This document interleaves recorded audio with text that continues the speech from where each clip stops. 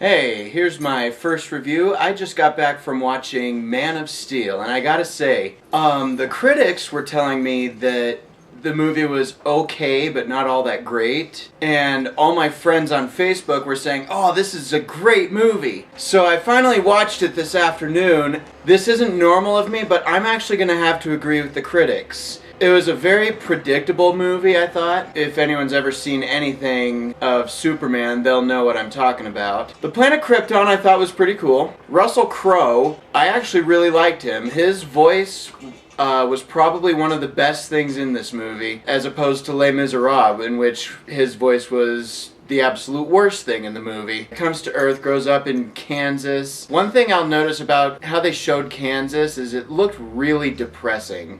And they made some music choices to make it seem more depressing as well.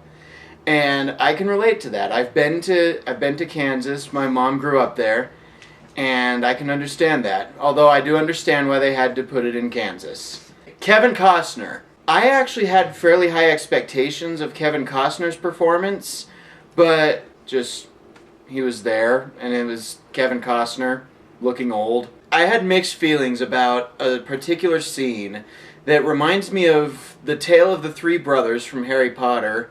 The way the scene was shot and the lack of color and everything, it just gave me a headache. I mean, it was very well done, but it just gave me a headache. Amy Adams, she did about as good as I thought she would. I have a huge celebrity crush on Amy Adams. She just did good. That was about it. General Zod. I loved him. He was easily the best thing in the movie. Michael Shannon steals the show with this performance. He could have fit into Superman 2 if Terrence Stamp hadn't been there to play General Zod in the first place. And he would have done just fine in either version of Superman. There were a lot of things that just reminded me of other movies. Something that reminded me of the airship rising out of the water from the Avengers.